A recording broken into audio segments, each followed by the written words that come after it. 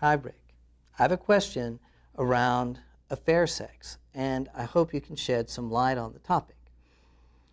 You advise people going through recovery not to go into detail about sex with the AP, as you can leave destructive images in the betrayed spouse's mind.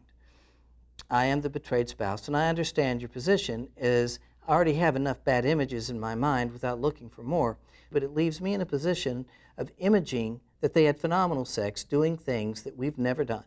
Are there any questions that can be safe and answered on this topic? What is fair territory for both of us? I feel that avoiding this topic completely leaves me fearful and unable to fully participate sexually. Can you guide us to what are relevant conversations regarding this? Right now, for me, it feels like an elephant in the room. I want to begin by saying what happens in an affair sexually is so radically different than what happens sexually in marriage that this is not an apples to apples comparison. Part of what makes a sexual relationship in an affair good is the fact that it's bad. Doing what you're not supposed to do actually is a huge arousal factor. In other words,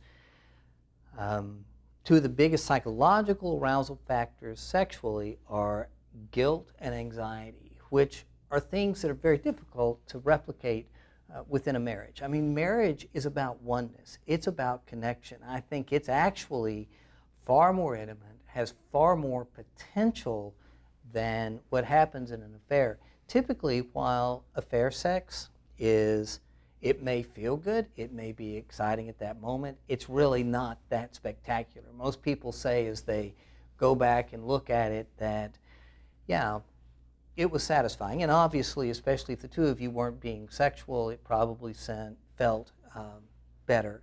At the same time, I want to assure you that the potential of what you've got with your mate is way more than what he could ever have with his affair partner. Second, one of the reasons that the sexual relationship between a husband and a wife within a marriage gets dull or commonplace or not that exciting is when we first get married, we develop a sexual script. It's almost like how we do sex time after time. And that sexual script is developed usually by a couple, depending on how long you've been married and when you got together, by people in their 20s that really weren't that mature sexually. When someone has an affair, it's almost like they're able to break out of that script that they've had in the marriage, which allows them to be more of who they are sexually than typically the role that they're playing within the marriage. So I want to tell you those things as I begin answering your questions, simply because it's more complicated than you're actually thinking about. It's not about so much what they did, it's probably more about what it was. And I'll just tell you, you cannot replicate cocaine when you're in a marriage, so to speak. Now, you've got far more potential, but what he had there was cocaine, and that's really where much of the satisfaction came from. Second, you ask, are there questions that can be asked on this particular topic? One of the things I would ask him is, how was he different sexually with his affair partner than he was in the marriage? I ask people all the time, I say, look, how are you different in the affair? And what keeps you from being that way within your marriage is not so much trying to get your wife to be like the other person. It's you learning to be who you were there, because there's no reason he can't be himself with you. And identifying how he was different, I think, would be a useful topic for the two of you to talk about, such as, did he tend to be more verbal? Was he more expressive? Did he feel freer? Was he more passive? Was he, whatever it was, there's something to learn from how he was different. And I think that's more than a fair topic. Another one is, since sex is now better in your relationship, what's different between the two of you now that wasn't there in his relationship with her? What that does is allows you to understand much of what it was not.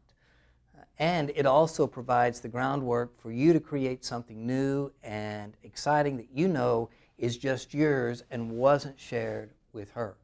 Again, you're going to find that what they did was really not that spectacular.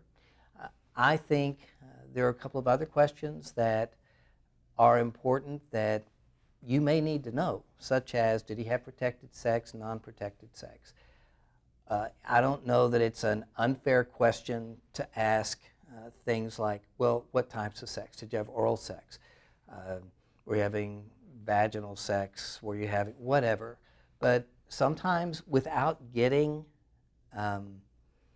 images, you can still ask what types of sex were there. If that helps get images out of your mind, if you're thinking about things, or if you've got particular images in your mind, you might say, okay, well, let me ask you what I'm thinking about, and you can say yes or no. At least I could find out what it wasn't, and that may also be helpful for you in that sense. When it comes to information that you want, I think you need to be in control of that information and not your mate. The problem is, if he doesn't answer the questions, it's difficult to get someone to trust you if you first don't trust them with the information, or if you're not willing to trust them with the information. And his willingness to just answer basic questions may be more than enough to eliminate all of the intrusive thoughts up in your head. I think when someone refuses to answer, it only increases that fear and that ongoing kind of imagining and ruminating of what it might be. So I would strongly suggest he allow you to be the one who determines what you need to know.